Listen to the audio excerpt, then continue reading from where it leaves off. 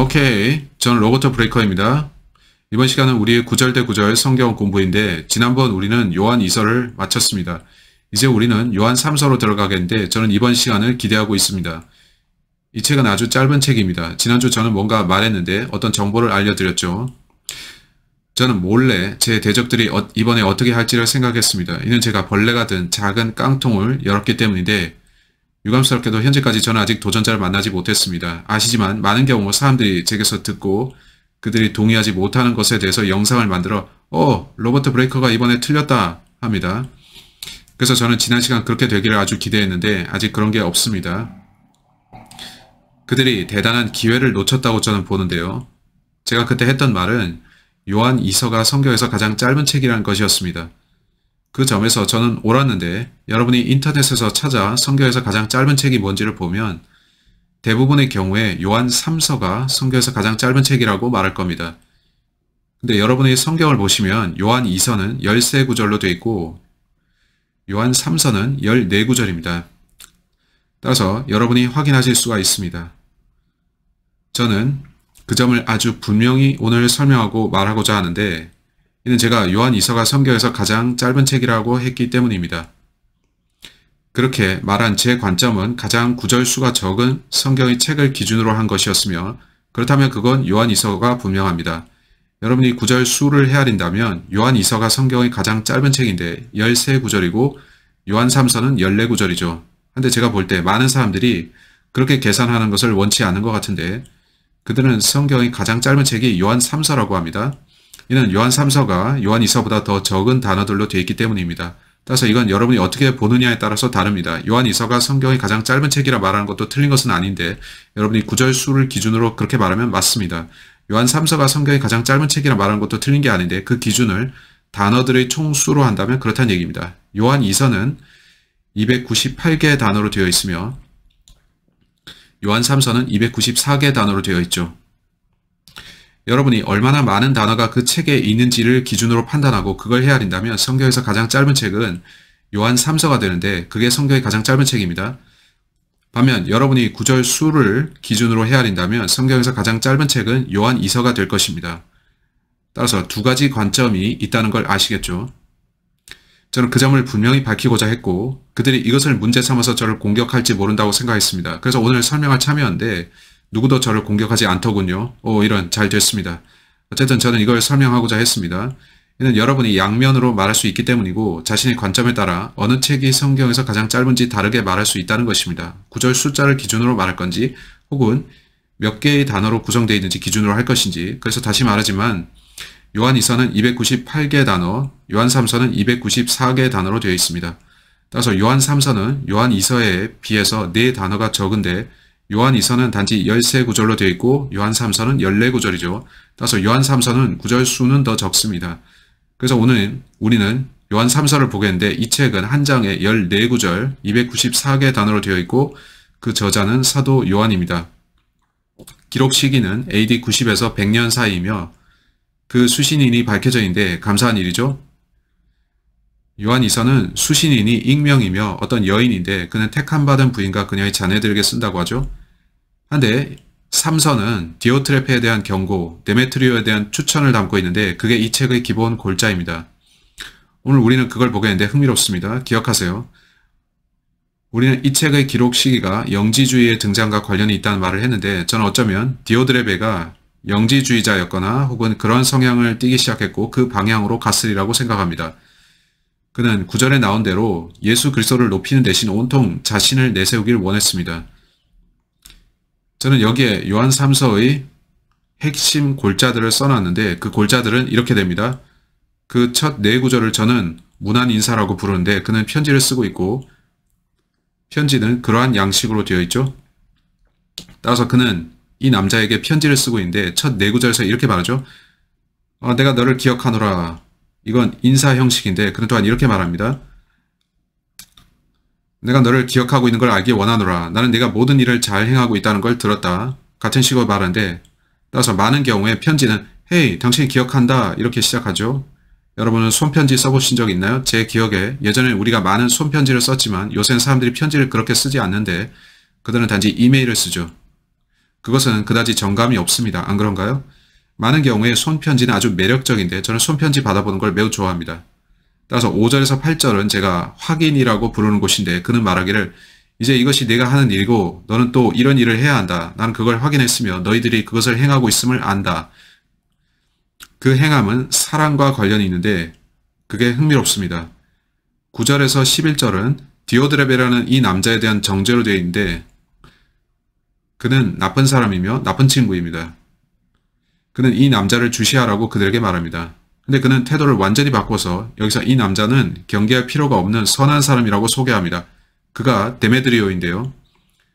그는 이 남자를 추천하는데 13, 14절은 끝부분입니다. 제가 이 책을 보니 첫째로 은혜라는 단어가 없고 피라는 단어도 없으며 예수님이란 이름도 안 나옵니다. 그는 그의 이름을 위하여 라고 쓰고 있긴 한데 직접적으로 예수님의 이름을 부르고 있지는 않습니다.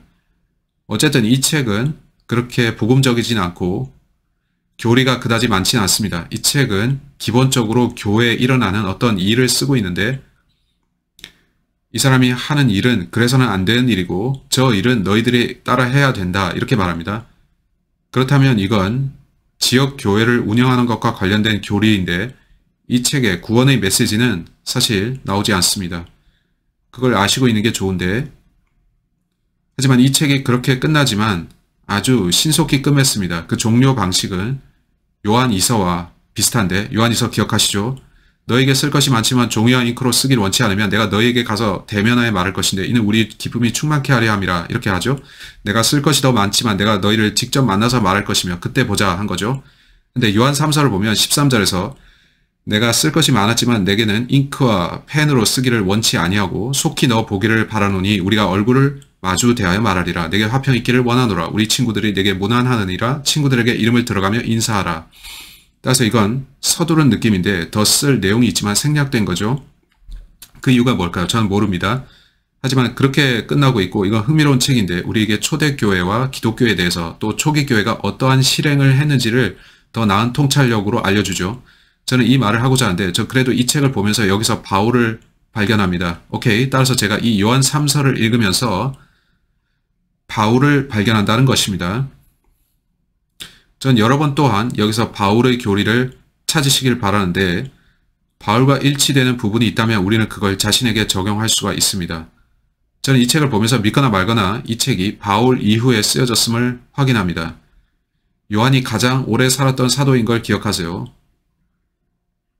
바울은 여기, 베드로는 여기에 죽었고요. 요한은 가장 오래 살았으며 따라서 바울이 그의 모든 서신서들을 쓴 후에 요한은 자신이 책을 썼습니다. 아마 바울이 죽기 좀 전에 그는 요한복음을 썼을 거고 그 뒤에 요한 1, 2, 3서를 썼을 것이며 끝으로 요한계시록을 썼겠죠. 따라서 요한은 바울을 알았을 것인데 저는 오늘 그걸 입증하겠고 그들은 아마 서로 서신을 교환했을 것이며 바울이 썼던 내용들의 많은 부분을 요한은 받아들여서 자신의 교리로 가르쳤을 것입니다. 따라서 요한이 바울과 일치되는 면이 오늘 우리가 찾아서 적용할 부분이고 그것이 올바로 나누는 것인데 오늘 우리가 다룰 것이 많습니다. 이제 요한 이서는 다시 말하지만 한 여성을 수신인으로 했는데 전에 봤지만 한 택함받은 부인에게 쓰여졌죠. 요한 일서는 어땠나요? 이 책이 누구에게 쓰여졌나요? 이 책은 당시 크리스찬들에게 쓰여진 것 같은데 우리 이전에 이 책들의 어떤 구절들은 환란 시대에 이중 적용도 가능하다고 말했었죠. 이는 휴거 이후에 그 책이 환란기에 처한 사람들에게 적용될 수 있기 때문입니다. 따라서 요한 3서는 누구를 수신인으로 하고 있습니까? 한 특정 사람인데 1절이 말합니다. 장로는 극진히 사랑하는 가이오 곧 내가 진리 안에서 사랑하는 자에게 편지하노라. 이제 우리는 한 남자가 언급된 것을 보는데 이 편지의 수신인은 가이오라는 남자입니다. 가이오는 누구인가요? 제가 철자를 맞게 썼길 바라는데 G-A-I-U-S 가이오가 누구인가요? 그건 좋은 질문인데 기억하실 것은 성경에는 많은 인물들이 나오고 그들의 이름들이 서로 겹치기도 한다는 겁니다. 성경에는 여러 명의 시몬이 나오고 우리는 야고보 또한 2명인 걸 봤었죠. 요한도 최소 2명인데 사도 요한이 있고 침례인 요한도 있었죠. 따라서 예수님 당시에 많은 사람들은 이름이 같았는데 흔한 이름들이 있었고 여러분은 유다라는 이름을 볼 때도 이런 유다가 있고 저런 유다가 있고 알죠? 유다 이스카리옷이라는 자가 있고 다른 유다도 있었습니다. 그들의 신원을 구분하는 방법인데 그건 첫째로 아버지가 누구인가, 둘째 어디서 태어났는가입니다. 저는 역사를 보고 알았는데 그건 매우 흥미롭고 흥미로웠죠. 여러분은 자신의 본명이 어디서 왔는지를 알 수 있는데 여러분과 같은 본명을 가진 사람과 자신을 구분하는 방법은 그 출신지를 보는 것입니다. 즉 이스카리옷, 유다 이스카리옷은 크리옷 출신이라는 뜻입니다. 오케이? 그래서 그는 유다 이스카리옷이라고 불린 겁니다. 그는 크리옷 출신의 유다였습니다. 유대인들 또한 흥미로운 게 있었는데 그들에게는 바아르가 있었습니다. 바사바.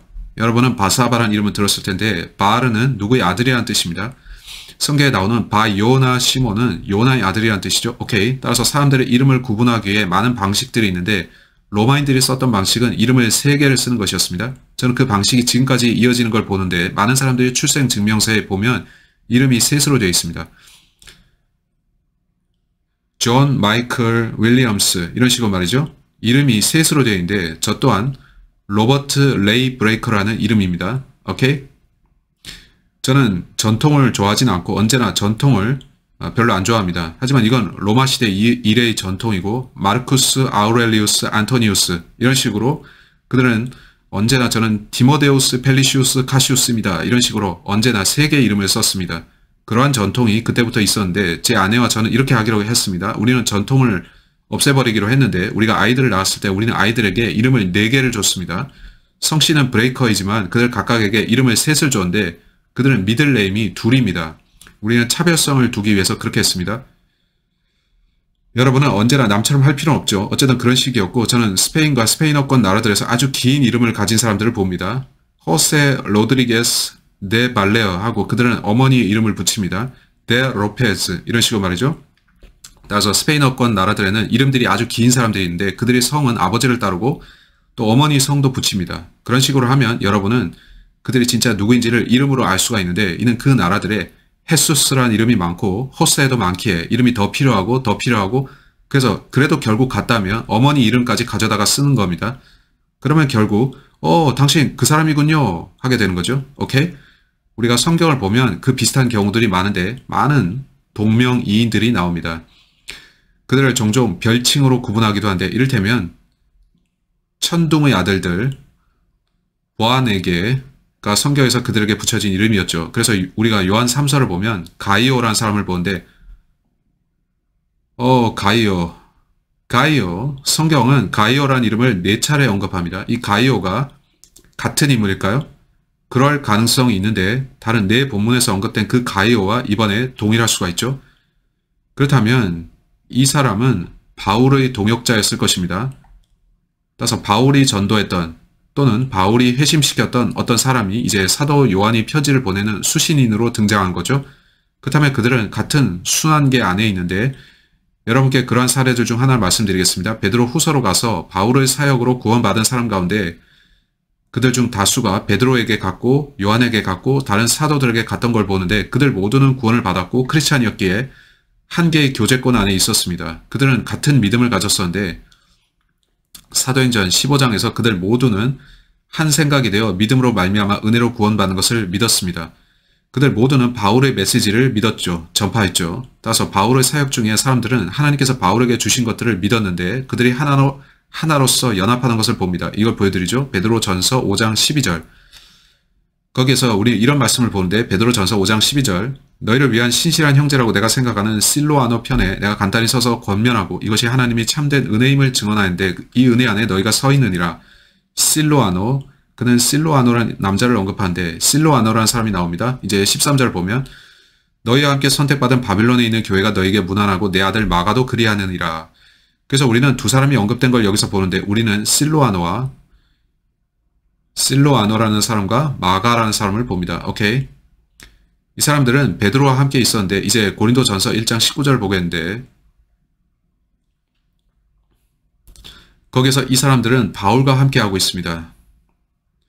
따라서 이 사람들은 사도들과 자유롭게 함께 했으며 그들에게서 배웠는데 고린도후서 1장 19절 우리 곧 나와 실로아노가 와 디모데가 너희 가운데서 선포한 하나님의 아들 예수 그리스도는 예하거나 아니오하신 분이 아니었으며 그분 안에는 예만 있었느니라.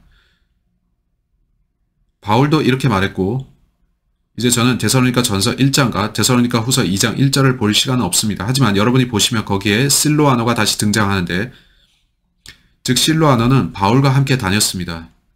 여러분은 바울이 같이 다닌 사람들이 베드로와도 같이 다녔음을 봅니다. 그렇다면 요한 또한 베드로, 야고보가 교제했던 그 사람들과 같은 사람들과 교제했을까요? 제가 이 모든 것들을 질문으로 제시하는데, 만일 요한 3사에 나온 가이오가 성경의 다른 부분들에 나오는 그 가이오와 같은 인물일 수 있다는 거죠. 다른 본문을 봅시다. 우리는 베드로 전서를 봤는데 거기서 내 아들 마가라고 하죠. 골로새서 4장을 보면 뭐라고 합니까? 골로새서 4장 10절. 거기서 사도 바울이 뭔가 말하는데 그는 골로새서 4장 10절에서 이렇게 말합니다. 나와 함께 갇힌 자가 된 아리스다고와 바나바의 누이의 아들 마가와, 바나바는 나아바의 아들이란 뜻이죠. 이 마가에 대하여는 너희가 명령들을 받았으니 그가 너희에게 오거든 그를 받아들이라. 따라서 여기에 마가가 나오는데 이제 빌레몬서 24절을 보겠습니다. 빌레몬서 24절, 여러분 그거 펴지 않으셔도 되는데 제가 아주 빨리 읽겠습니다. 나의 동료 일꾼 마가와 아리스다고와 데마와 누가가 문안하느니라. 오케이, 여러분은 바울이 알았던 그 사람들이 베드로와도 알았던 것을 보는데 이제는 요한 또한 그 교제권에 있는 것을 봅니다. 이제 저는 가이오가 나오는 본문들을 볼 것인데 가이오가 누구와 같이 다녔을까요? 바울이죠. 따라서 바울과 요한이 같은 사람을 알았던 걸까요? 그렇다면 초기 교회는 한 교제권 안에 있었고 사도들 모두가 하나였던 것이 맞는 겁니다. 그건 그들 모두가 같은 뜻이었다는 거고 그들 모두가 하나님께서 바울에게 주신 계시를 따랐다는 것입니다. 그건 우리가 살펴봐야 될 매우 중요한 부분이죠. 요한 3서로 갑시다. 요한 3서는 이렇게 시작되는데요. 장로는 물론 요한을 말합니다. 사도 요한이 이 편지를 쓰는 사람입니다. 장로는 극진히 사랑하는 가이오 곧 내가 진리 안에서 사랑하는 자에게 편지하노라. 가이오가 누구일까요? 이제 사도행전 19장으로 가봅시다. 이 둘이 같은 가이오인지 제 말은 그게 맞다면 이라는 건데 그게 확실하지는 않습니다. 이는 AD 60년대의 사건들이 여기에 나오고 이쪽 사건들은 40년 가까이 지났기 때문입니다. 하지만 어쩌면 그는 그 앞부분에서 20, 30대였을 것이고 이제 나이가 들었을 수 있는 건데 전 잘 모릅니다. 동일한 가이오일 수 있고 아니면 그 가이오의 아들일 수도 있습니다. 따라서 이 가이오가 같은 가이오인지 아닌지 확신하기 어려운데 그럼에도 충분히 그럴 수는 있습니다. 같은 가이오일 가능성은 있다는 겁니다. 이는 많은 경우에 성경에 한번 언급된 인물이 다른 사도들과 관련이 되곤 하니까요. 오케이, 여러분께 사례들을 보여드리겠습니다. 사도행전 9절들입니다. 19장 29절, 사도행전 19장 29절 말씀합니다. 온 도시가 혼란에 휩싸였더라. 그들이 바울의 동료들로 그와 함께 여행 중인 마케도니아 사람 가이오와 아리스다고를 붙잡은 뒤 한 마음으로 극장 안으로 몰려 들어갔으므로 이 가이오가 요한이 편지한 수신인일까요? 그게 맞다면 그는 바울과 함께 다녔던 사람이었고 바울 밑에서 배운 사람일 것입니다. 사도행전 20장 4절. 그와 함께 아시아로 들어간 사람들은 베레아 출신의 소바더와 데살로니가 사람들 중에서 아리스다고와 세군도와 더베 출신의 가이오와 디모데와 아시아 출신의 두기고와 드로비모더라. 이 가이오를 말하는 것이 맞을까요? 그럴 수 있죠. 이제 로마서 16장 23절로 갑시다. 그게 맞다면 그는 성경에서 수차 언급된 게 맞습니다. 그리고 나서 그는 거의 잊혀졌는데 제 말은 여러분이 가이오에 대한 설교를 얼마나 자주 들었느냐는 겁니다. 전 들은 적이 있는지도 모르겠습니다. 하지만 그는 성경에 나오는 사람입니다. 성경에 나오죠? 로마서 16장 23절. 나와 온 교회를 접대하는 자 가이오가 너에게 문안하며 도시의 재무관 에라스도와 형제 구아도가 너에게 문안하느니라. 이런 식으로 가이오가 다시 언급됩니다. 이제 고린도 전서 1장 14절로 갑시다. 이제 이걸 보세요. 13절부터 보겠습니다. 그리스도께서 나뉘셨느냐? 바울이 너희를 위해 십자가에 못 박혔느냐? 혹은 너희가 바울의 이름으로 침례를 받았느냐? 14절. 내가 그리스도와 가이오 외에는 너희 중 아무에게도 침례를 주지 아니한 것에 대하여 하나님께 감사하노니.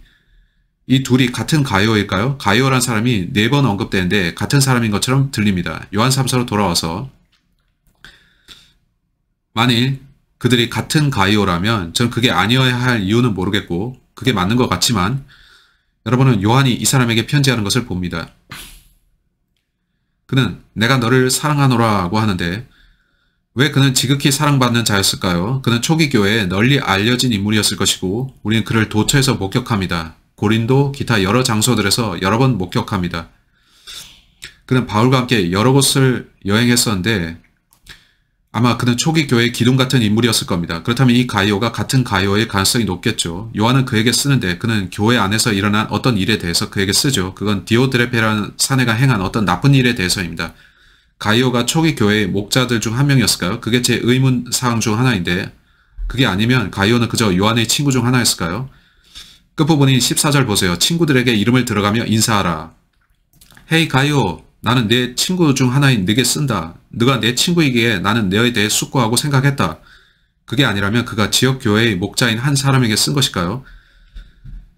그가 요한에게 편지해서 요한, 우리 교회에 이런 문제가 있네 하자 요한이 답장하면서 오케이, 자네 이렇게 해야 된다 하는 것일까요? 전 모릅니다만 이 문제를 들여다본 후에 제 생각에는 여러분이 자신의 결론을 내릴 수 있을 거라고 봅니다. 제 의견은 이 가이오가 성경의 다른 본문에서 언급한 그 사람과 동일 인물일 것이라고 보는데 그는 바울과 베드로 기타 사역자들에게 알려진 그 사람이었죠. 그렇게 보면 말이 됩니다. 기록 연대는 어떻게 될까요? AD 90에서 100년입니다.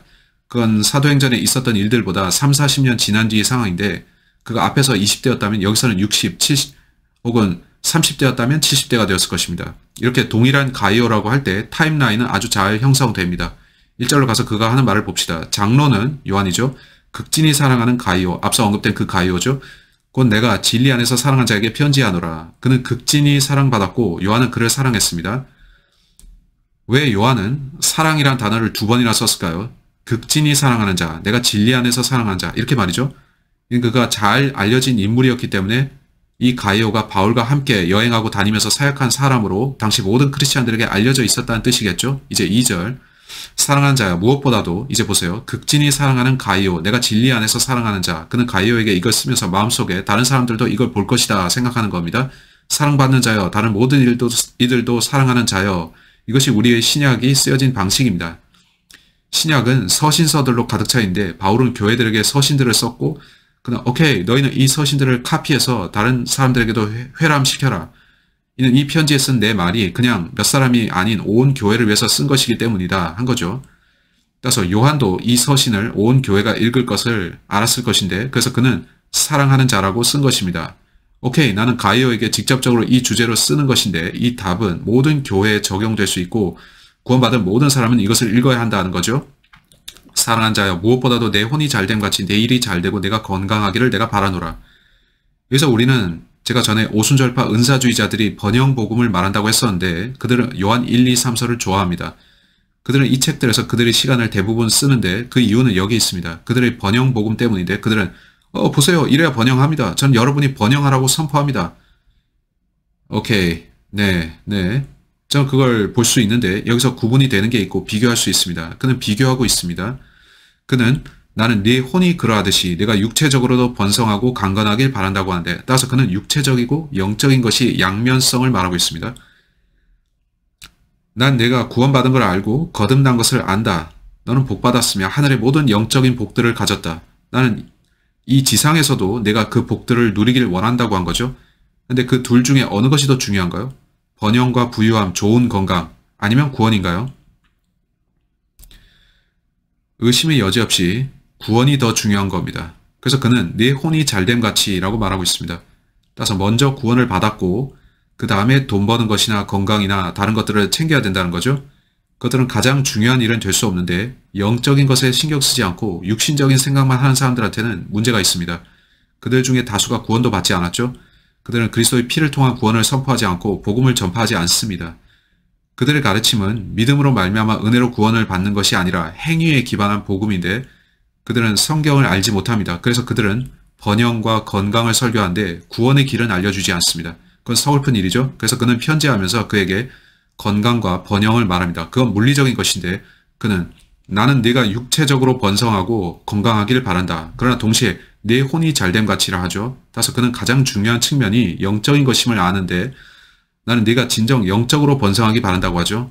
그건 난 네가 많은 혼들을 주께 이겨오기를 바란다는 말이 됩니다. 네 혼이 구원받았듯이 가서 다른 혼들을 구원시키면 너는 성령 안에서 걷게 될 것이고 육신이 정욕을 이루지 않을 것이다 라는 겁니다. 계속 보면 좋은 내용이 많이 있습니다. 3절에서 형제들이 와서 네 안에 있는 진리에 대해 증언하되 내가 진리 안에서 걷는다고 증언함으로 내가 크게 기뻐하노라.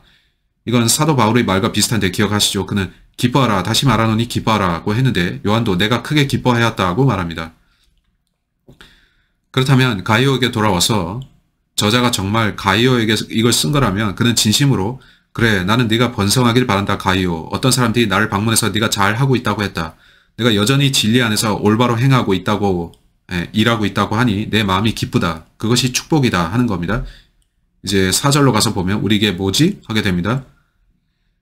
내게는 내 자녀들이 진리 안에서 걷는다는 것을 듣는 것보다 더 큰 기쁨이 없도다. 잠시만요. 이 가이오가 우리가 봤던 그 바울이 주께 인도했던 가이오라면 왜 요한은 가이오를 내 자녀라고 부를까요? 왜 그를 자기 자녀라고 하느냐는 거죠. 이걸 보면서 우리는 이상하다고 생각하는데 이 가이오가 동일 인물일까? 아니면 그 가이오의 아들 아닐까? 하게 되죠. 동명이인 말이죠. 전 모르겠는데 제 생각에 요한은 일반적으로 모든 크리스찬들에 대해서 자기 자녀라고 한 것 같습니다.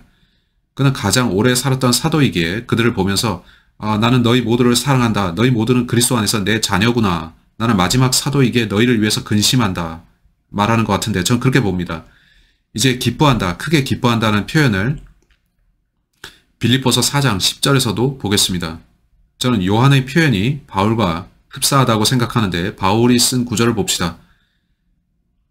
빌립보서 4장 10절 말씀에 그러나 내가 주를 크게 기뻐하였나니 제가 방금 읽었는데 요한은 요한 3서에서 내가 크게 기뻐하였다 했죠.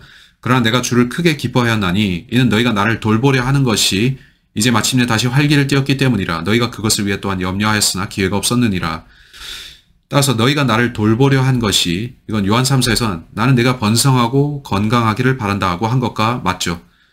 제가 요한 서신을 보면서 바울을 그것과 비교해보면 많은 공통성이 있습니다. 바울은 자신의 가르침을 적었는데 그것이 신약의 상당 부분입니다. 14권의 책들인데 요한은 그것들을 반복해서 읽었을 것입니다. 그는 자신이 읽었던 그 바울의 글들로부터 기억을 떠올렸을 겁니다. 그걸 알겠고 3절 다시 보겠는데 형제들이 와서 내 안에 있는 진리에 대해 증언하되 내가 진리 안에서 걷는다고 증언함으로 내가 크게 기뻐하노라. 왜 그가 이걸 쓰고 있나요? 그는 분명 아직 반모섬에 갇혀 있습니다. 여러분이 역사를 보셨다면 반모섬은 알카트레즈처럼 로마 사람들이 당시 감옥으로 쓰던 섬이었습니다. 그들은 위험 인물들을 그 섬에 수용시켰습니다. 그곳은 육지로부터 떨어져 있었기에 그 죄수들은 수용하지 않는 이상 빠져나올 수 없었는데 그곳은 감옥이자 수용소였습니다. 사도 요한은 수용소에 갇혀 있는 것인데 우리는 그가 거기서 결국 나왔는지를 모릅니다. 계시록을 읽어보면 여러분은 그가 자신이 반모섬에서 이걸 쓴다고 말하는 걸 보는데 그가 그 섬에 있는 동안 하나님께서 그에게 계시록을 쓰도록 하신 거죠. 요한 이서 말미에서 그는 내가 너에게 가겠다 하는데 내가 너에게 가서 얼굴을 보고 말하겠다 합니다. 이번 책에서도 그는 속히 너 보기를 바라노니라 하죠. 그는 그 섬에서 나와서 그 사람들을 만날 수 있었을까요? 우린 모릅니다. 저는 언제나 그게 궁금했는데 어떤 사람들은 그가 섬에서 나왔다는 내용을 담은 책들을 봤다는데 그가 120에서 130살 정도까지 살았다는 거죠. 전 그걸 모르는데 성경에는 그런 이야기가 없고 저는 그 말을 믿어도 되는지 아닌지 모릅니다. 성경에 나온다면 저는 믿겠죠. 그는 결국 그 섬을 떠났고 이 사람들에게 가서 만날 수 있었을까요? 그게 제가 하늘에 가서 묻고 싶은 질문인데 전 지금 모릅니다. 한데 그는 본문에서 거기서 자기에게 일어난 일을 말하는데 그때 그는 그 섬에 있었던 것이고 형제들이 와서 네 안에 있는 진리에 대해 증언하되 라고 하죠. 따라서 어떤 크리스찬들이 그를 방문할 수 있었습니다. 어쩌면 로마 당국이 그들을 들여보내준 것인데 알다시피 감옥에 갇힌 죄수는 면회를 할 수 있었죠. 방문객들이 와서 만날 수 있었는데 그들이 와서 헤이 요한, 가이오가 여전히 잘하고 있대요. 가이오가 지금 몇 살이지? 지금 70살쯤 됐는데 그가 여전히 열정적으로 주님을 섬깁니다. 오 아멘 하면서 그들은 다른 크리스찬들이 여전히 주님을 섬기는 것을 보고 알면서 함께 기뻐했죠. 제가 나이를 먹을수록 같은 것을 느낍니다. 저는 발견했는데 가만 제가 40대인데 제가 몇 살인지 말씀드리지 않겠고 45세 이상인 것만 말씀을 드리겠습니다. 저는 45 이상입니다. 제가 15에서 20년간 보지 못했던 다른 크리스찬들의 소식이 궁금해서 사람들에게 가서 헤이 어떤 형제가 지금 어떻게 하고 있죠? 그 형제 지금 뭐 하고 있죠? 그 형제 지금 어떻게 하고 있어? 물어보면 종종 그 형제 병들었다고 죽었어요 하는데 그럼 제 마음은 아프고요. 그 형제는 목회자가 되어서 교회를 하고 있어요 하면 저는 아멘 하면서 기뻐하죠. 저는 다른 크리스찬들의 소식 듣기를 좋아하는데 그들이 잘하고 있고 주를 섬긴다는 소식을 들으면 기쁩니다. 아시지만 초기 교회의 크리스찬들도 오늘날 우리와 같았습니다. 이것으로 우리는 자신의 정체성을 알 수 있죠. 그래서 그는 형제들이 와서 증언했다고 하는데 그 형제들은 누군가요? 실로아노 혹은 디모데, 누가 혹은 디도나 다른 사람들일까요? 어쩌면 바울과 함께 했던 아리스다고 같은 사람일까요? 이제 그들이 시간이 지나서 요한에게 온 것일까요? 이는 그가 마지막 사도이므로 제 생각에 바울은 그때 죽었고 제 기억으로 바울은 AD 70년 정도에 죽었습니다. 따라서 우리는 그보다 뒤의 시점에 와 있고 여러분이 당시 크리스찬이었다면 마지막으로 남은 사도인 요한을 봤겠죠. 가서 그를 만나고 싶었겠죠. 그에게서 더 배우고 더 알고 싶었겠죠. 이제 4절에서 먼저 3절을 다시 보겠는데 형제들이 와서 내 안에 있는 진리에 대해 증언하되 네가 진리 안에서 걷는다고 증언함으로 내가 크게 기뻐하노라. 따라서 큰 기쁨이 있었는데 이는 어떤 형제들이 그를 방문했고 아마 그들은 반모섬으로 갔을 텐데 그들은 대화 중에 다른 크리스찬들이 여전히 살아서 잘 활동하고 크리스찬으로서 해야 될 일, 곧 복음 전파를 하고 있는 걸 확인하고 나서 기뻐했습니다. 이제 4절 내게는 내 자녀들이 진리 안에서 걷는다는 것을 듣는 것보다 더 큰 기쁨이 없도다. 제가 더 큰 기쁨이 없도다 라는 표현 어디서 봤죠? 유튜브에는 마이클 펄이라는 사람이 있는데 그의 선교단체 이름이 No Greater Joy입니다. No Greater Joy라는 단체명을 거기서 봤는데 제 기억이 정확하다면 말이죠. 한 번은 제가 테네시의 케인 크리크 교회에서 그분을 위해서 설교했습니다. 그들은 개울 위에다가 교회를 지었는데 그들은 그 건물을 케인 크리크 교회라고 불렀고 개울 바로 위에 있는 그 장소가 꽤 멋졌죠. 그는 축복받은 분이었는데 유튜브에 아주 좋은 영상들을 올리고 있었습니다. 여러분이 마이클 펄 영상을 보길 원한다면 저는 여러 해 동안 그의 영상을 보진 않았지만 제가 그를 위해 설교했던 그 오래전에 그는 많은 좋은 교리들을 전파했습니다. 정말 축복이었죠. 그의 단체 이름이 No Greater Joy Ministry인데 저는 그가 이 구절에서 그 이름을 얻었다고 생각합니다. 내게는 더 큰 기쁨이 없도다. 마이클 펄도 그랬죠. 내게는 내 자녀들이 진리 안에서 걷는다는 것을 듣는 것보다 더 큰 기쁨이 없도다. 그렇다면 왜 그는 바울이 주께로 인도한 사람들을 자기 자녀라고 부르는 건가요? 저는 모르는데 아마 그는 그들을 영적으로 자녀로 보고 있는 거죠.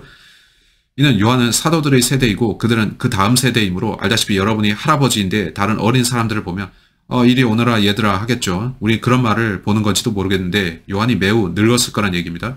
그는 이들과 대화할 때 아마 80대였거나 더 늙었을 겁니다. 따라서 그의 가장 큰 기쁨은 다른 크리스찬들이 주를 섬기고 그분을 위해 사는 것, 올바로 행하고 걷는다는 그 이야기를 듣는 것이었고 그렇다면 4절 말미를 다시 보세요. 진리 안에서 걷는 것. 내게는 내 자녀들이 진리 안에서 걷는다는 것을 듣는 것보다 더 큰 기쁨이 없도다. 제가 이걸 볼 때 여러분은 누가 워크에 대해 누구보다 많이 언급했는지 아십니까? 바울이죠. 제 기억에 우리는 요한일서에서 your work라는 단어를 봤죠. 제가 기억할 수 없는데 요한이서에서도 그는 your work에 대해서 말했습니다. 네가 어떻게 걸어야 하는가에 대해 말이죠. 그렇다면 크리스찬의 행함에 대한 일부 구절들을 아주 빨리 보겠는데 바울이 그걸 어떻게 말했는지 봅시다. 우리가 어떻게 걸어야 되는가. 로마서 6장으로 갑시다. 지금 우리는 거의 2000년 뒤에 살고 있고 기독교는 아직도 있습니다. 여기에 우리는 있고 지금도 참된 크리스찬들과 거짓 크리스찬들이 있습니다. 저는 이런 말 하기는 싫지만 많은 사람들이 크리스찬임을 입술로는 자처하는데 그들의 행동은 옛말에 행동이 말보다 크게 말한다는 것인데 그들의 행위들은 그들이 크리스찬인지 의심하게 만드는 것입니다. 그들은 크리스찬을 자처하지만 그들의 행위는 성경이 크리스찬에게 살라는 그 방식이 아닙니다. 로마서 6장 4절 그러므로 우리가 죽음 안으로 침례를 받아 그분과 함께 묻혔나니 이것은 그리스도께서 아버지의 영광에 의해 죽은 자들로부터 일으켜지신 것 같이 그렇게 우리도 생명의 새로운 것 속에서 걷게 하려 함이라. 따라서 구원받은 이후에 여러분은 구원받기 이전에 그것과는 다르게 걸어야 하는데 그 전에 여러분이 공개적으로 짓던 사악하고 못된 죄들이 있었고 여러분은 부끄러움 없이 그 죄를 지었을 수도 있습니다. 구원받고 성령을 받은 후에 여러분이 죄를 짓게 되면 괴롭습니다.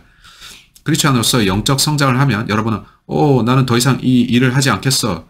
전에 했던 이 일을 지금은 바라지 않아 하는데 여러분이 크리스찬의 영적 성장을 하면서 그 일들을 하지 않게 되고 여러분의 행위가 변화됩니다. 주께 더 가까이 갈수록 더욱 거룩하게 살고자 하게 되며 이전에 짓던 이런저런 죄들을 그만 짓고 싶어집니다.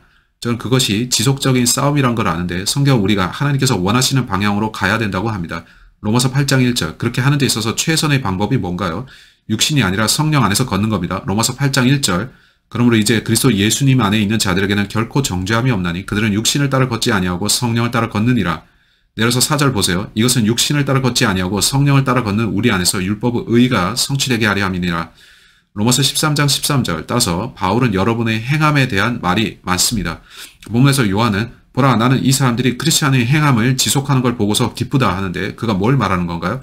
나는 그들이 바울이 말을 따르고 바울이 말한 대로 걷는 것이 기쁘다 하는 것인데, 물론 그는 요한이서에서 우리가 어떻게 걸어야 하는지 말했죠.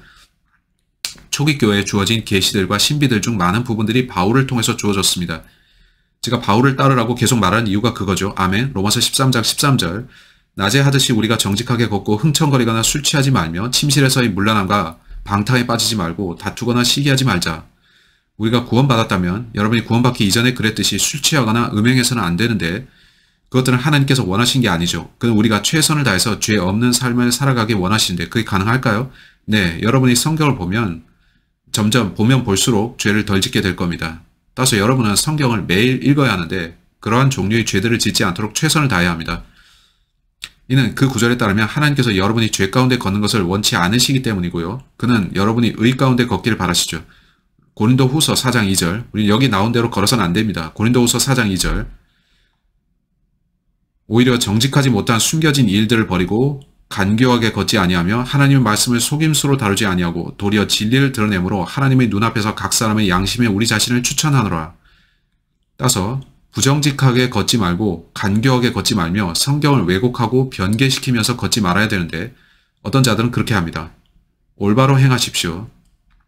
다른 구절을 보겠는데 갈라디아서 6장. 저는 이 리스트를 빨리 보고자 하는데 이걸 제시하는 이유는 우리가 요한 3서로 돌아올 때 디오드레베라는 남자를 보기 때문입니다. 디오드레베는 올바로 걷지 않았고 요한은 이 글을 쓸 때 헤이, 나는 너희들이 바로 걷는 것이 기쁘다. 그렇게 하지 않는 이 사람을 따르지 말라 하죠. 오케이? 그리고 그는 우리에게 그 남자가 뭘 잘못하고 있는지 말합니다. 우리 그가 무엇을 했는지 보는데 그는 성경이 명한 대로 걷지 않았습니다. 갈라디아서 6장 16절. 갈라디아서 6장 16절의 말씀입니다. 이 규칙에 따라 걷는 모든 자들과 하나님의 이스라엘에게 화평과 긍휼이 있기를 원하노라. 따라서 우리가 크리스찬으로서 따라 걸어야 하는 길이 있는데 우리가 올바로 걸으면 우리에게 화평이 임하는 것입니다. 우리 모두는 화평을 원하는데 안 그렇습니까? 여러분이 죄를 지을수록 상황은 나빠질 것입니다. 여러분이 죄를 지으면 지을수록 회개 보고해야 하는 것이 늘어나겠죠? 성경은 여러분이 뿌린 대로 거둔다 하는데, 여러분이 빠지는 혼돈과 꼬인 상황들은 우리가 처음 속이고자 했을 때부터 생긴 것이라고 셰익스피어가 말했죠. 에베소서 2장 2절. 지나간 때에는 너희가 그것들 가운데서 이 세상의 행로를 따라 걸었고 공중의 권세 잡은 통치자고 지금의 불순종의 자녀들 안에서 활동하는 영을 따라 걸었느니라. 지나간 때에는 우리도 다 그들 가운데서 우리 육신의 욕심 안에서 생활하며 육신과 생각의 욕망들을 이루어 다른 사람들과 같이 본래 진노의 자녀들이었으나 긍휼이 풍성하신 하나님께서 친히 우리를 사랑하실 때 사용하신 자신의 크신 사랑으로 인해 참으로 우리가 죄들 가운데서 죽었을 때 우리를 그리스도와 함께 살리셨고 너희가 은혜로 구원을 받았느니라. 또 우리를 함께 일으키사 그리스도 예수님 안에서 하늘의 처소들에 우리를 함께 앉히셨으니 이것은 하나님께서 그리스도 예수님을 통해 우리에게 베푸신 친절 속에 담겨있는 자신의 은혜의 지극히 풍성함을 다가오는 시대들 속에서 보여주려 하심이라. 너희가 믿음을 통해 은혜로 구원을 받았나니 이것은 너희에게서 난 것이 아니요 하나님의 선물이니라. 행위에서 난 것이 아니니 이것은 아무도 자랑하지 못하게 하려 함이라. 이제 10절 보세요. 우리는 그분의 작품이요 그리스도 예수님 안에서 선한 행위를 하도록 창조된 자들이니라. 하나님께서 그 선한 행위를 미리 정하신 것은 우리가 그 행위 가운데서 걷게 하려 하심이니라. 즉 행위가 우리를 구원하는 건 아니지만 우리가 구원받은 다음 하나님께서는 너희가 이제 구원받았으니 나는 너희가 선한 행실로 걸었으면 좋겠다. 너희가 선한 행위를 하고 더 이상 악을 행하지 말았으면 한다 하시는데 그게 지나친 요구일까요? 저는 그렇게 생각지 않는데 예수께서 우리를 위해 하신 일들을 생각하면 그분을 위해서 뭔가 행하라고 하는 건 당연한 것입니다. alright? 이제 에베소서 4장 1절로 갑시다. 에베소서 4장 1절. 그러므로 주의 갇힌 자가 된 내가 너희에게 간청하노니 너희는 너희가 부르심을 받은 때 얻은 소명에 합당하게 걷고, 이제 5장 2절. 그리스도께서 또한 우리를 사랑하사 우리를 위해 자신을 향기로운 냄새의 헌물과 희생물로 하나님께 드리신 것 같이 사랑 안에서 걸으라. 이제 데살로니가 후서 3장으로 갑시다. 데살로니가 후서 3장 6절. 형제들아, 이제 우리가 우리 주 예수 그리스도의 이름으로 너희에게 명령하노니 너희는 질서 없이 걸으며 우리에게서 받은 전통대로 걷지 아니하는 모든 형제에게서 떠나라. 어떤 사람이 크리스찬이라 자처하고 또 여러분이 크리스찬인데 저 사람이 성경이 말씀한 대로 걷지 않고 죄 가운데 산다면 여러분은 alright, 당신이 바로잡힐 때까지 저는 당신과 교제 안 하겠습니다. 하겠죠? 그거 어쩌면 no, 저는 당신과 교제하기를 원해요. 오케이, 제가 바로 잡을게요 하고 교제가 계속될지라도 많은 경우에 그들은 계속 죄를 짓고 그건 옳지 않습니다. 같은 장 11절 보겠습니다. 우리가 들으니 너희 가운데 질서 없이 걸으며 전혀 일하지 아니하고 참견하기만 좋아하는 어떤 자들이 있다 하는도다. 어떤 크리스찬들은 그들이 마땅히 행해야 하는 선한 일을 하지 않는데 어떤 크리스찬들이 공개적으로 죄 가운데 사는 걸 볼 경우가 있죠. 그럴 때 우리는 오케이, 잘 가세요. 저는 당신과 더 이상 교제할 수 없습니다. 당신이 성경에 위배된 죄악된 삶을 살고 있으므로 저는 당신을 멀리할 것입니다. 해야 되죠. 저도 살면서 그런 경우들이 있었는데 저는 그 친구들을 사랑했지만 그들이 자기 길을 고집하고자 했으므로 그들은 잘못 살았고 인생을 많은 부분에서 심히 그르쳤죠. 저는 그들에 대해서 애석합니다. 이제 빌립보서로 갑시다. 빌립보서 3장 16절, 빌립보서 3장 16절. 그럼에도 불구하고 우리가 이미 도달한 데까지는 우리가 같은 규칙에 의거하여 걷고 같은 것을 생각할지니라. 17절. 형제들아 너희는 함께 나를 따르는 자들이 되고 너희가 우리를 본보기로 삼은 것 같이 그렇게 걷는 자들을 주목하라. 이는 내가 여러 번 너희에게 말한 적이 있고 지금도 심지어 눈물을 흘리며 너희에게 말하는 많은 자들 그들이 그리스도의 십자가의 원수로 걷고 있기 때문이라. 즉 바울은 말하길 누군가 크리스찬으로서 부정확하게 걷고 있다면 그런 자들로부터 떨어지라는 겁니다. 한데 누군가가 나와 같다면 바울이 말하는데 나처럼 올바로 행한다면 주목하고 또 나를 본으로 삼으라. 나는 주 안에서 걷고 정확하게 행하는 사람이다. 나는 롤 모델이니 너희는 내 말대로 행하고 나를 따르라. 그게 매우 놀라운 것은 여기 요한 3서에서 우리는 같은 말을 보기 때문입니다. 요한 3서에는 디오드레베라는 사람이 나오는데 요한은 그를 지켜보라고 하면서 그가 올바로 행하지 않는다고 합니다. 오케이, 여기 데메드리오라는 사람이 나오는데 그는 올바로 행하고 있죠. 따라서 그를 받아들이라. 그는 선한 형제이니 그를 용납하라 합니다. 따라서 우리는 바울이 말하는 방식 중에 많은 것을 여기서 보는데 요한과 그의 서신서들에서 우리는 그러한 것이 반복되는 걸 봅니다. 몇 구절 더 보겠습니다. 골로새서 2장 6절. 그러므로 너희가 주 곧 그리스도 예수님을 받아들였듯이 그렇게 그분 안에서 걷되. 이제 데살로니가 전서 4장을 보세요. 데살로니가 전서 4장. 그걸 보고 가겠는데 저는 여러분께 걷는 것에 대한 이 구절들을 제시하고 우리가 어떻게 걸어야 하는지를 말하려고 합니다. 데살로니가 전서 4장 1절. 그런즉 형제들아 또한 우리가 주 예수님을 의지하여 너희에게 간청하고 권면하노니 너희가 어떻게 걸으며 하나님을 기쁘게 해야 할지 우리에게서 받은 대로 그렇게 너희는 더욱더 넘치게 하라. 이제 12절. 이것은 너희가 밖에 있는 자들을 향해 정직하게 걷게 하려 하며 또한 너희에게 어떤 것도 부족하지 아니하게 하려 함이라. 즉 정직하게 걷는다면 여러분에게 어떤 것도 부족하지 않다는 것인데 이제 요한 3서로 돌아갑시다. 사랑하는 자여 무엇보다도 내 혼이 잘됨 같이 내 일이 잘되고 내가 건강하기를 내가 바라노라. 그리고 3절에서 그가 말하죠. 형제들이 와서 내 안에 있는 진리에 대해 증언하되 내가 진리 안에서 걷는다고 증언함으로 내가 크게 기뻐하였노라. 4절. 내게는 네 자녀들이 진리 안에서 걷는다는 것을 듣는 것보다 더 큰 기쁨이 없도다. 따라서 바울이 말하길 만일 내가 진리 가운데 걷는다면 아무것도 부족하지 않을 것이다 했고 그건 이렇게 들리는데 당신이 주를 위해 걸으며 올바로 행하면 당신은 건강하고 번성할 것이라는 겁니다. 주께서 그것에 보상하실 테니까요. 항상 그렇지는 않은데 올바로 행할 때 그로 인해서 우리는 종종 고난도 당합니다. 근데 우리 주변의 세상이 그렇지 않은데도 우리가 계속 올바로 걷고자 하면 하나님께서 우리에게 언제나 축복을 주실 겁니다. 이 땅에서는 그렇지 않을 수도 있지만 하늘에서 보상받을 겁니다. 우리가 올바로 행하기를 지속하고 잘못을 저지르는 것을 세상에 핑계대지 않는다면 말이죠. 따라서 분명 요한은 바울과 일치하고 그에게 동의합니다. 요한 3서는 한 남자를 경고하는데 이 사람 말이죠. 또한 다른 사람, 이 친구를 추천하는데 우리는 바울도 사람들을 추천했던 걸 봅니다. 올바로 행하는 사람들을 따르고 그들을 주시하여 모범으로 삼으라. 그들을 따르라. 그리고 잘못 행하는 사람을 보면 그와는 갈라서라. alright? 이제 요한 3서로 돌아와서 5절 봅시다. 사랑하는 자여, 그는 2절에서도 사랑하는 자여라 했습니다. 계속 사랑 말하는데 기억하나요? 저는 항상 요한 1서, 요한 2서, 요한 3서를 사랑으로 가득한 서신서라고 부른다는 것입니다. 사랑.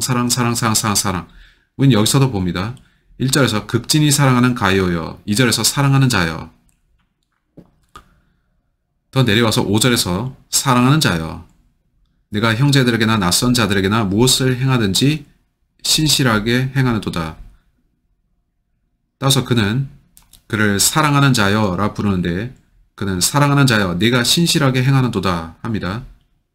사랑하는 자여라니 그가 여전히 가이오에게 말하는 걸까요? 가이오에게 쓰는 것 같지만 그는 다른 사람들도 이 글을 읽을 걸 알았고 따라서 그는 이 책이 이중 적용이 될 걸 알고 있는 겁니다. 사랑하는 자여 내가 형제들에게나 낯선 자들에게나 무엇을 행하는지 신실하게 행하는도다.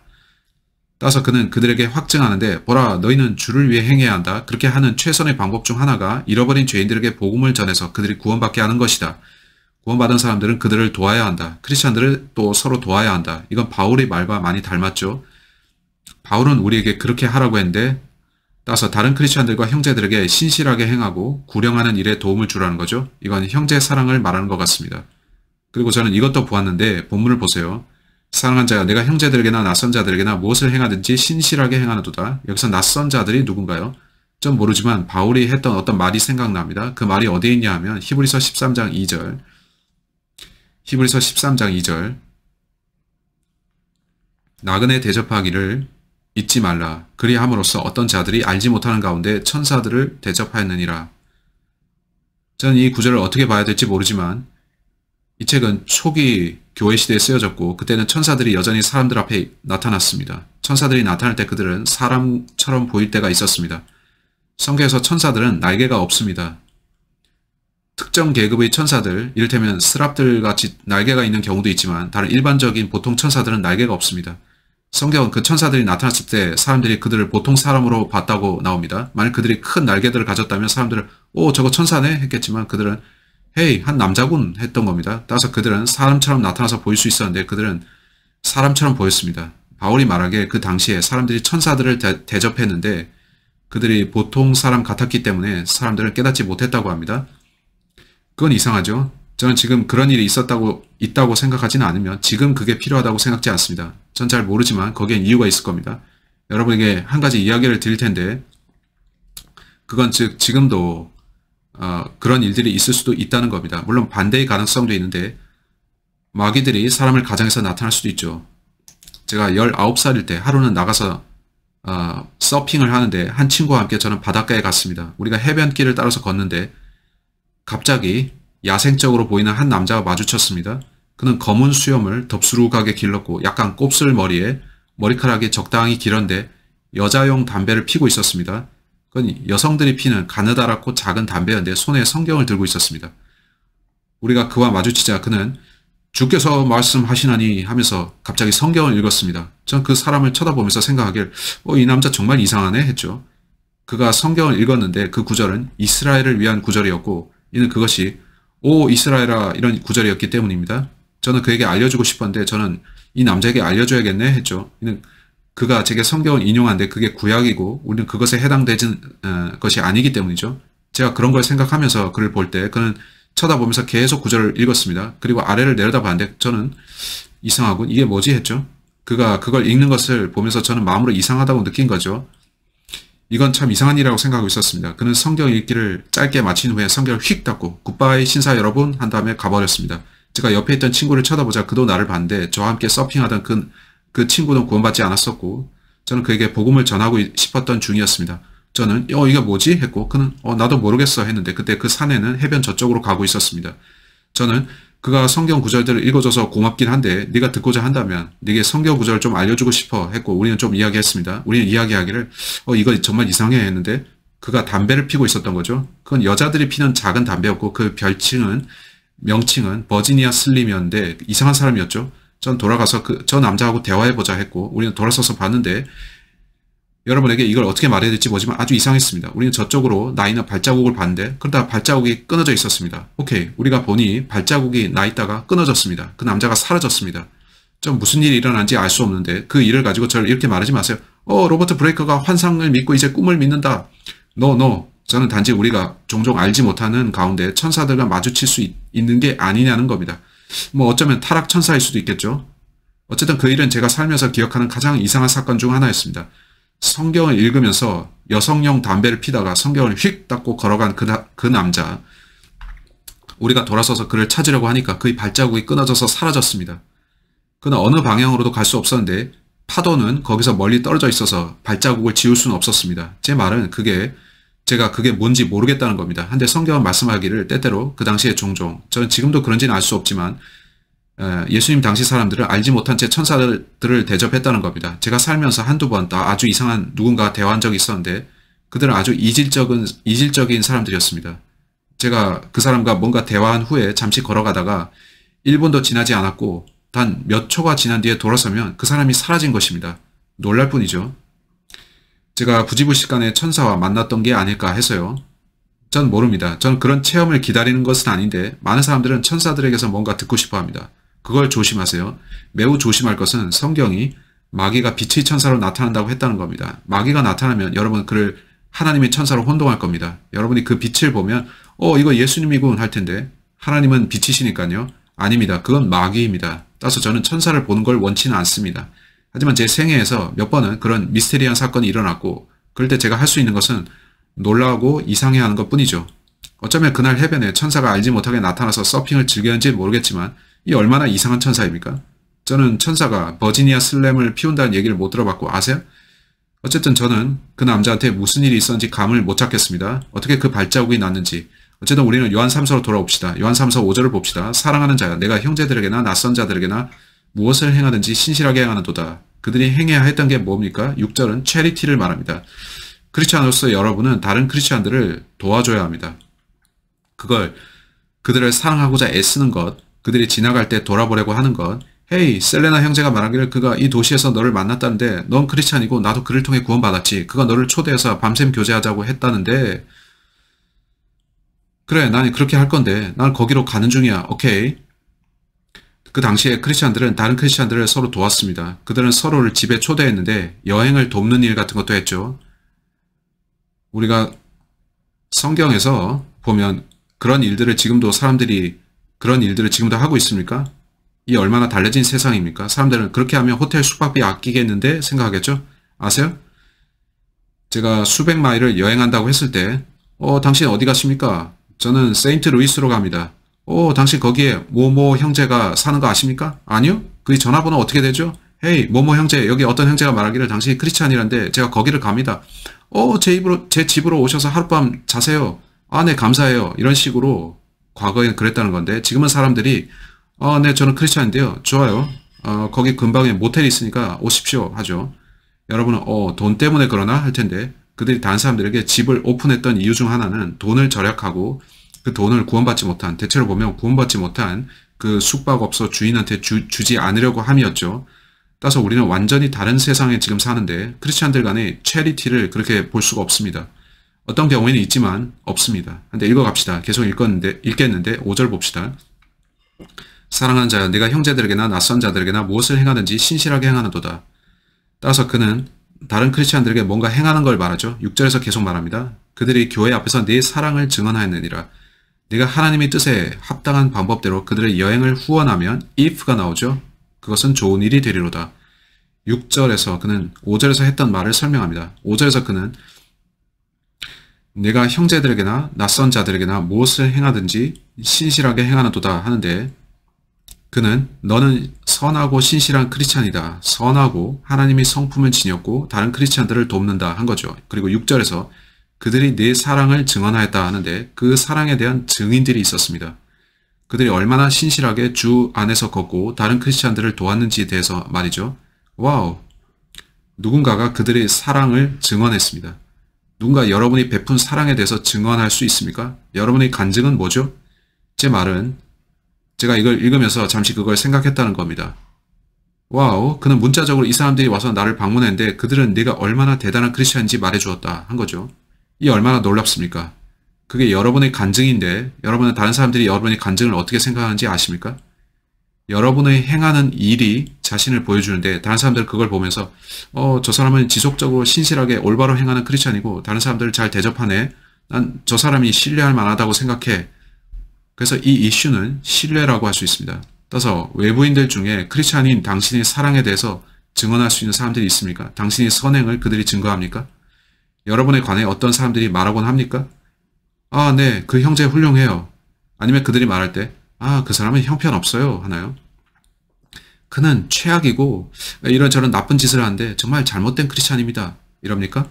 여러분 이런 거 생각해 본 적이 있습니까? 많은 사람들이 자기 자신에게만 몰입해 있고 자기만 생각하는데 다른 사람들이 자기를 어떻게 볼지를 신경 쓰지 않습니다. 그들은 다른 사람들이 그걸 어떻게 보고 또 말하는지 깨닫지 못하는데 사람들이 이 사람 주의하세요. 그는 다른 사람들을 신경 쓰지 않습니다 하죠. 저는 제 간증이 이렇기를 바라는데 로버트 브레이커는 참된 크리스찬이었고 그는 올바로 걷고 또 올바로 살기 위해 최선을 다했으며 정말 다른 사람들을 도우려고 노력했다. 제게 있어서 여러분을 도울 수 있는 최고의 방법은 하나님께서 제게 주신 은사대로 성경 교사를 하는 것입니다. 따라서 charity가 열쇠인데 우리는 그 단어를 6절에서 발견합니다. 교회 앞에서 내 charity를 증언하였느니라. charity가 뭔가요? charity는 가장 중요한 것인데 베드로전서 4장 8절로 갑시다. 베드로전서 4장 8절. 무엇보다 먼저 너희끼리 뜨거운 사랑을 품으라. 사랑은 허다한 죄를 덮으리라. 무엇보다도 사랑입니다. 이제 골로새서 3장을 보겠는데요. 베드로는 사랑을 전파했고 이제 보겠지만 바울도 체리티 사랑을 전파했습니다. 이제 요한인데 그도 체리티 사랑을 실천하라고 합니다. 그 메시지가 어디서 왔을까요? 베드로와 바울 또 다른 사도들로부터 왔죠. 이제 우리는 골로새서 3장 14절을 보겠습니다. 바울이 이 말들을 합니다. 이 모든 것 위에 사랑을 입으라. 사랑은 완전함을 이루는 띠니라. 따라서 체리티가 열쇠입니다. 체리티가 열쇠인데 이제 제가 말할 것이 더 많은데 고린도전서 8장 1절로 갑시다. 체리티. 이제 새로운 성경 역본들은 그것을 love로 바꿨습니다. 네, charity라는 단어는 love보다 훨씬 강력한 의미를 지녔죠. 요새 그들은 사랑을 왜곡하는데 사람들로 하여금 사랑이 단지 감정이라고 생각하게 만듭니다. No, 성경을 연구해보고 여기 요한 3서에서 볼 때 사랑은 행동입니다. 헤이, 당신이 다른 크리스찬들을 사랑한다면 최선을 다해서 신실하게 다른 사람들을 돌아보고 잘해주고 도와주라는 거죠. 즉, charity는 러브의 의미도 갖고 있지만 그 안에 돌봄과 사랑 이상으로 희생적으로 준다는 의미를 더 함축하고 있죠. 그건 단지 사랑이 아니라 나는 당신을 사랑하고 당신을 위해 어떤 일을 하겠다인데 그게 진짜 체리티입니다. 고린도전서 8장 1절. 한편 우상들에게 바친 것들에 관하여는 우리가 다 지식이 있는 줄로 알지만 지식은 우쭐대게 하며 사랑은 세워주느니라. 조심할 것은 지식은 많이 가질 수 있고 그건 좋은 거지만 많은 경우에 사람들은 그 지식 때문에 교만하고 자만해집니다. 그들이 너무 똑똑하기 때문에 말이죠. 뭔가를 안다는 것으로 단지 충분치는 않습니다. 하나님께서 당신에게 원하시는 것은 뭔가 행하는 것입니다. 주께서는 당신이 구원받은 후에 자신이 아는 것을 행하고 실천하는 걸 보시기를 원하는데 그건 다른 이들을 돕는 체리티 사랑입니다. 고린도전서 13장 1절. 내가 사람들의 언어들과 천사들의 언어들로 말할지라도 사랑이 없으면 소리나는 징과 울리는 꽹과리가 되며 2절. 내가 대언하는 선물이 있고 모든 신비와 모든 지식을 이해하며 제가 이 모든 걸 알지라도 제가 아는 것을 행하지 않는다면 저는 아무것도 아닙니다. 모든 신비와 모든 지식을 이해하며 모든 믿음이 있어 산들을 옮길 수 있을지라도 사랑이 없으면 내가 아무것도 아니요. 이제 13절.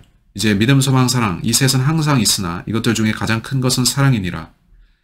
데살로니가 전서, 아니 우리는 여전히 고린도 전서를 보겠습니다. 고린도 전서 16장 14절, 고린도 전서 16장 14절. 너희의 모든 일을 사랑으로 할지니라. 체리티. 이제 데살로니가 전서 3장을 보겠습니다. 여러분은 체리티를 지닌 사람입니까? 여러분은 체리티가 뭔지 아십니까? 오케이? 여러분은 체리티를 실천해 보신 적이 있습니까?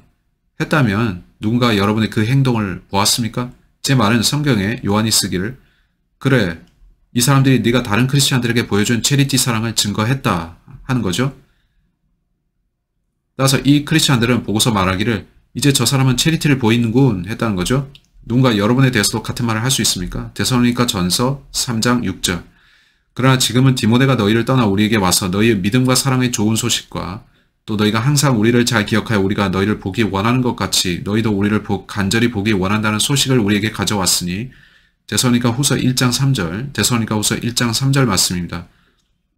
형제들아 우리가 너희로 인해 항상 하나님께 감사드려야만 하나니 그것이 합당하면 너희 믿음이 심히 많이 자라고 너희 모두가 각각 서로에게 베푸는 사랑이 넘치기 때문이라. 와우, 이 초기 교회 사람들은 서로 사랑했는데 그들은 최선을 다했고 열정적으로 다른 크리스찬들을 도왔습니다. 그들은 서로 사랑했죠. 디모데 전서 1장 5절. 한편 명령의 목적은 순수한 마음과 선한 양심과 거짓 없는 믿음에서 나오는 사랑인데 디모데 전서 4장 12절. 디모데 전서 4장 12절. 아무도 내 연소함을 없이 여기지 못하게 하고 도리어 너는 말과 행실과 사랑과 영과 믿음과 순결 면에서 믿는 자들의 본이 되라. 디모데 후서. 와우, 여러분 힌트를 얻으셨나요? 우선 우리는 charity라는 단어를 자주 쓰는데 많은 사람들은 그게 단지 돈이라고 생각합니다. 돈이 필요한 사람들에게 돈 주는 것을 그들이 charity라고 부르기 때문이죠. 그것도 한 부분이긴 한데 여러분이 돈이 필요한 크리스찬을 보면 그들을 도와줄 수도 있죠. 돕기 위해서 뭔가 하는데 그들에게 돈을 주면서 여러분은 저는 크리스찬입니다. 오케이. 할 수 있죠? 여러분 다른 크리스찬들을 그렇게 도운 적이 있습니까? 그렇지 않다면 여러분은 자신이 걷는 것을 다시 점검해야 합니다. 무슨 말인지 아시죠? 디모데후서 2장 22절 어떤 말씀인가요? 또한 청년의 정욕을 피하고 오직 순수한 마음으로 주를 부르는 자들과 함께 의와 믿음과 사랑과 화평을 따르되 의와 믿음과 사랑과 화평을 따르라고 하죠. 3장 10절입니다. 디모데후서 3장 10절 그러나 너는 나의 교리와 삶의 방식과 목적과 믿음과 오래 참음과 사랑과 인내와 와우 이제 디도서 2장 3절 연로한 여자들도 그와 같이 거룩함에 합당하게 처신하도록 하며 거짓으로 비난하지 말고 자기를 많은 술에 내주지 말며 선한 것들을 가르치는 자들이 되게 하라. 성경은 정말로 체리티를 가르치고 또 서로 사랑하라고 합니다. 요한 3서로 돌아와서 이 시간을 마치겠습니다. 제 생각에 다음 시간 우리는 체리티가 쓰인 문맥이 환대 또 다른 이들의 여행을 돕는 것과 관련 있는 걸 보게 될 겁니다. 이제 6절을 봅시다. 그들이 교회 앞에서 네 사랑을 증언하였느니라. 네가 하나님의 뜻에 합당한 방법대로 그들의 여행을 후원하면 그것은 좋은 일이 되리로다. 따라서 어떤 크리스찬이 여행 중인데 그가 다른 크리스찬의 집에 도달했으면 그 집주인은 당신 여기에 얼마나 묵으실 건가요? 저는 여기를 떠나서 저곳으로 갈 겁니다. 여기 머무시죠. 친교하면서 식사 같이 합시다. 여기서 묵으세요. 내일 떠나실 때까지 여기 계세요. 버스 정류장까지 제가 태워다 드릴까요? 당신 여행하는데 어떤 도움 필요 없으세요? 이런 것을 우리가 환대라고 부르죠. 환대라 부르죠. 다음 시간 우리는 그것에 대해 볼 것입니다. alright. 따라서 다음 시간 우리는 7절부터 시작하겠지만 실상은 6절부터 다시 볼 겁니다. 6절부터 말이죠. 그리고 나서 진도를 나갈 겁니다. 여러분이 우리의 요한 3서 9절 대 9절 성경 공부를 즐기시는지 모르겠는데 이야기할 것이 많이 있죠. 여기에는 구원의 메시지는 많지 않지만 크리스찬들을 위한 쉽고 훌륭한 저주의 말씀이 있고 그 말씀은 크리스찬들이 동료 신자들을 어떻게 대해야 하는지를 알려주죠. 이는 요즘에 많은 크리스찬들에게 체리티가 없기 때문입니다. 그들은 다른 크리스찬들에게 악의적이고 증오하고 화를 냅니다. 그들은 서로 쓰레기 취급하는데 그건 성경이 우리에게 시킨 것이 아닙니다. 여러분 그걸 주의해야 합니다. 다음 시간 뵙죠. God bless you. Bye bye.